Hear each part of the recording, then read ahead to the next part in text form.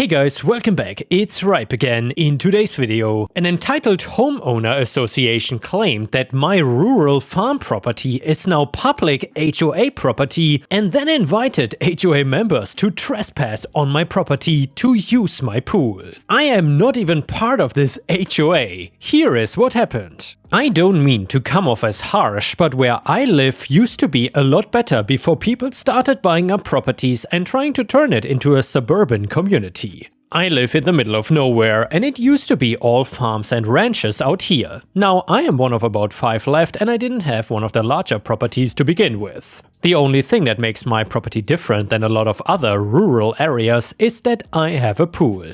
It was the only thing my wife really wanted for the longest time, so I decided to say screw it and have one built in an area we were not using too much. It's not some crazy giant pool like a mansion would have, but it's big enough to swim around and have a good time. Hell, it turned out to be great when we wanted to have people over, because it's hot out here and a pool is a nice way to cool off. Along with all the city people came an HOA and I did not pay them enough mind to be interested. They could do whatever they wanted, but I was just gonna live the same way I did for my entire life. Before they decided to pull a huge stunt, I had never met or spoken to a single member of their board, much less their president. That changed when they decided to pick a fight with me, thinking that they had any chance of winning. They liked my pool and I knew a lot of people were jealous because they did not have the space for one like I did. One Saturday when I saw about 80 people on my property and in my pool, I had no clue what was going on. I saw smoke from some grills that were brought in and I asked the first person I saw what was going on. They told me the HOA was throwing a party and showed me a flyer they handed out to the members. I would attach a photo, but it's been long thrown out by now. It was just saying the date and location of a pool party. I asked him to point out an HOA member and I got lucky that the man I was led to happened to be the president of the HOA. Me, who do you think you are, inviting all of these people onto my property? President, I'm just hosting a party for our wonderful HOA members.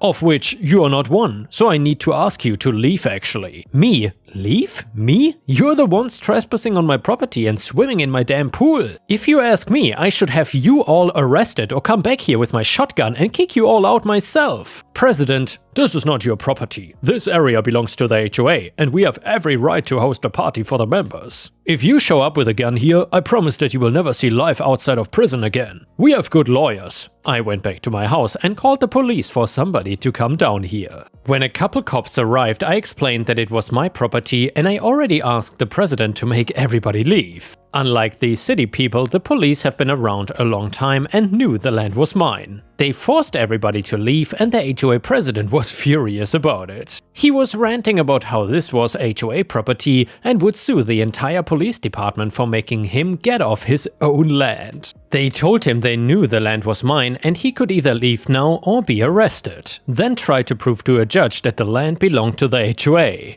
That shut him up really fast and he finally left the property, but not before giving me a dirty look that I understand to mean this was not over. I fully expected him to try and do some payback despite the fact that I actually didn't do anything wrong. I was not scared of him or anything he would try to do to me. If he wanted to fight over the land in court, I would be more than happy to make him look stupid. Instead though, he turned to show that he was stupid all on his own with what he did next. I guess his idea was that if the HOA could not steal my pool, then I was not allowed to have it either. It's what I call preschool logic when a kid breaks a toy that he gets told that he has to share. He wanted to destroy my pool, but what he did ended up having the potential of destroying everything. So when I was not around, he snuck onto my property and poured a bunch of gasoline in the pool.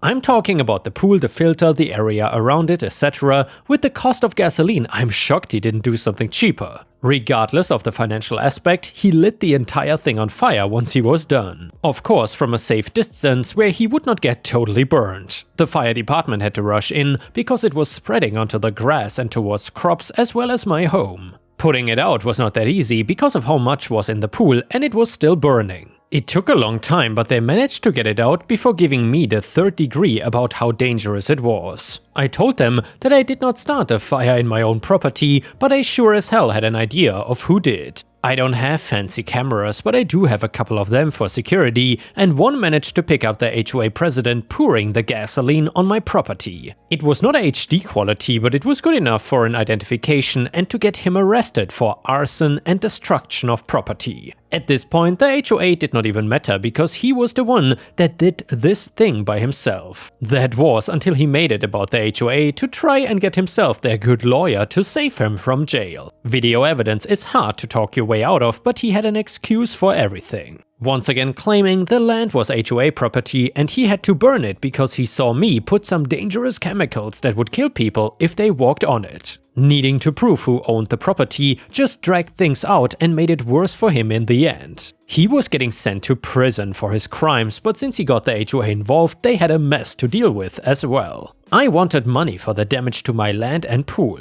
It would not be safe to use until it was drained, all the parts replaced and tested to make sure there's no residual gasoline that can catch fire again. I was granted the money from the HOA, but it still was not good enough for me. I petitioned the courts to force the HOA to shut down due to misuse of power by trespassing on my property for the party. That was also granted, so now the HOA was being shut down and their precious president being sent to prison. And the next one is a petty revenge story. Sarah and I became friends when I moved to the city for college. I used the term friends loosely, I was still young and ignorant and had yet to learn that nice is not synonymous with kind. The friendship officially ended when she was promoted at work. The celebratory dinner with our friend group, she announced that she wouldn't be able to spend time with us going forward. Being promoted meant she had to spend more time with important people. A few people laughed, but she reiterated, "I'm not joking, I like you guys, but I'm very important now. I cannot keep associating with people I know from college." I was not disappointed and this gave me a convenient questions-free exit. After graduation, Sarah's parents bought a condo for her. She adopted a kitten and had it declawed because her furniture is more important and declawing does not hurt cats. She eventually dropped the cat off with her parents for two reasons. In her own words, she is very important and needs to network more, and now that she worked hard for her degree and home ownership, she wanted a spouse. Nobody wants to date a woman with cats, so Etta, the cat, has to live with my parents. She said, "It's not a big deal. Cats are not smart anyways. She won't even remember me." Well, not even a year later, a friend who hate follows her on social media saw a post. Sarah found the perfect new addition to the family. She and her boyfriend love cats, so they submitted an application for a kitten at the local rescue.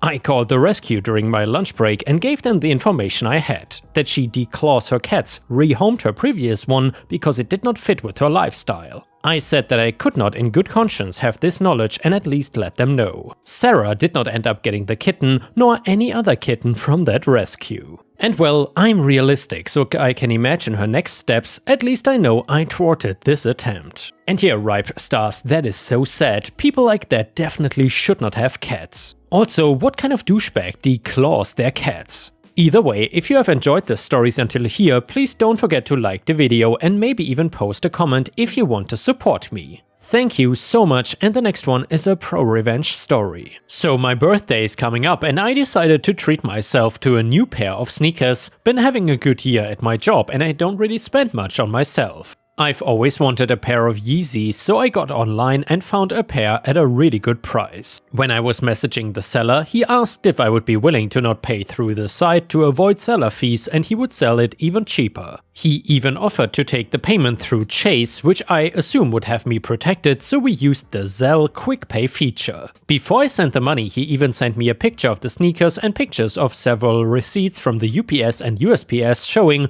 that he sells several pairs of sneakers and actually ships them usually. I agree, and we begin a conversation on IG. The guy seems pretty legit, doesn't look like he needs to scam people, he seems legit enough. So I sent him the funds thinking I just got a deal. However, no response after the funds are sent, a day goes by with no answers. At this point, I chalked it up to a loss and learned my lesson. Should have spent the extra $40 and got it from a verified site. Also, don't use Zelle. Chase told me because I used QuickPay, there's nothing they could do except contact the police, and they had no fraud protection for Zelle. Even though I paid it through Chase, it turns out Zelle is a scammer's best friend. Only trust PayPal. At that point, I'm more pissed and I allowed myself to get scammed. Not so much about the money, I'll survive, but this is when I go into full 007 mode and start my revenge. I find the guy on Facebook and put his name into the white pages and find his phone number and I call it. The kid still lives with his parents, so I figure they should know what's going on. I speak with his mom,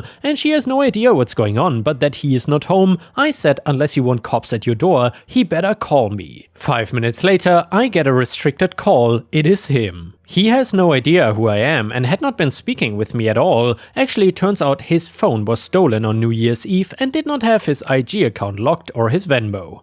The guy who stole his phone used his Gmail account and IG to post shoes and then never sent any of them. Happened to a bunch of people in a few days, but this is where the guy effed up. The real guy tracked the Venmo account and matched it to a very similar FB and IG account name. So I decided to throw a dart in the dark and send a picture of the FB account to the guy who scammed me. First response, "Where did you get that?" For whatever reason, the scammer decided to text me from his real number at that point. Now I have his number. I now decided to BS and told him that the Chase fraud specialist is waiting for me to send pictures of the receipts he sent me. I told him they could use the very visible tracking numbers to find the seller and their billing info since it was a debit transaction, and that I now had FB photos of him and a name and number. I told him that the real person told me there was an active police investigation and this was the info they needed. I started demanding my money back or I would turn everything over, and in 5 minutes I had all my cash back. He made me promise to delete everything if he sent it all back.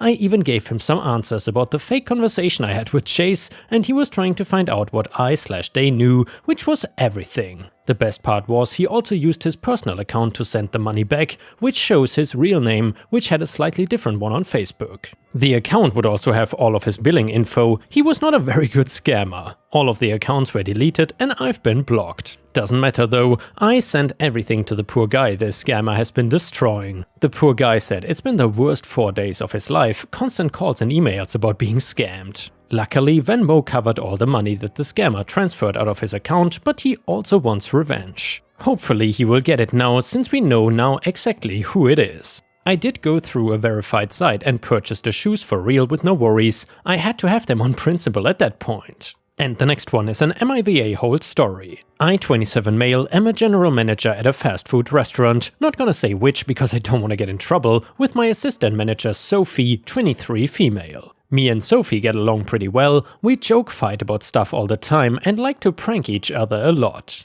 Things like prank calls or making the other do fake orders or write fake surveys about the other, or splashing soda on the other. We ended up working together a lot since we get a bunch of call-outs, especially at night, and Sophie likes to pick up extra hours. We have both climbed up in the couple years that we have worked there and have a good relationship. When it's dead, Sophie likes to write fan fiction on her phone, which I sometimes tease her about. And a while back, I made Sophie read me a line that she was writing, and we were making jokes about it. Last week, I suddenly remembered the fanfiction again and decided to try and find it. I remembered the line she had read to me and was able to search for it online using quotation marks. I'm not gonna say which show it's from because I don't want anyone to find it, but it was shocking to read. Pretty much the 2 characters in it worked at a fast food chain and ended up falling in love. It got pretty graphic at some parts too. The main character was essentially a representation of Sophie and the love interest was basically me.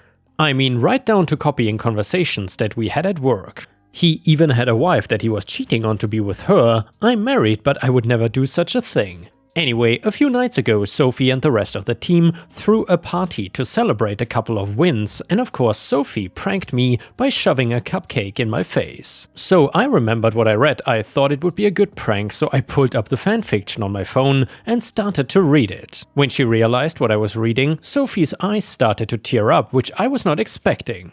The rest of the team was joking around with her, but she ran out of the party. Now she's not showing up to her shifts or answering my calls and texts. It's weird that Sophie's acting like this since she usually loves pranks and stuff, so now I'm wondering if I took it too far. Although I also feel like she shouldn't have been writing those things about me and her too in the first place. And yeah, Ripe Stars, let me know in the comments what you think about this. Is OP the a-hole or not? People on Reddit said, "You're the a-hole, that was not a prank, you intentionally embarrassed her in front of people." A prank is something silly when you both laugh together. This was mean-spirited and it humiliated her. You should apologize. Comment number 2, you are the a-hole, holy crap. She shoves a cupcake in your face and you basically revenge PORN her through her fantasy fanfiction. You need to prepare a lawyer. And now we got an update to the story. It reads like this. A lot of you advised that I leave Sophie alone, which I did, but what surprised me is that she actually came into work to her next scheduled shift after that post went up.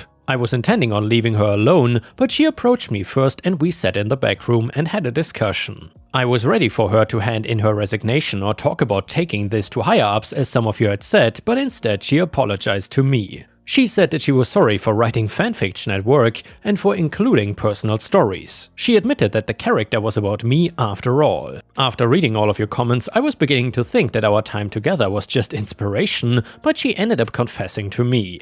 I told Sophie that she had no reason to be sorry and that I had to be responsible for my actions. I acted inappropriately with her at work and allowed these feelings to develop instead of setting boundaries. I also humiliated her and read her diary in front of the whole class, and I deeply apologized. She actually ended up laughing about it, but I do admit that it felt kind of like she was taking the higher ground and trying not to seem that hurt by it. I asked her if she wanted to transfer to a different location, and she said no. She also said she wasn't looking for a new job. I had a separate talk with the rest of the team about what happened, and she joked around with them. Sophie's maturity taught me a lot about myself and things I need to work on, so that's what I've been doing. She and the rest of the team still like to do pranks, but I stay out of it now. As a manager, I've got to be in control and focus on the success of the restaurant. Sophie and I are on good terms again, but we've established clear boundaries, and it seems that she is starting to move on. Thank you all again for helping me realize that I am indeed the a-hole here. And the next one is titled HOA Board Campaign to Do Nothing. I lived in a small 18-house neighborhood that had a deed-restricted HOA. We had a minimal common area along the main entry street that needed maintenance and some drainage infrastructure that needed to be maintained. Not much work had to be done at all. No one wanted to be on the board, so I ran for the board with the slogan, "I will do nothing more than is legally required to fulfill the legal requirements of the HOA." This slogan was enough to get 4 more neighbors to run with the same slogan. We had the typical committees, all with the same members and with the same idea: leave everyone alone, fulfill our legal obligations, and move on. I was walking down the street one day and was accosted by a neighbor who said, "You don't deserve to be president." I replied, "You are right, I don't deserve it." This really set her off, so she started yelling at me about all the things I should be doing, planting a specific kind of flower, forcing her neighbors to do things unregulated by the HOA, etc.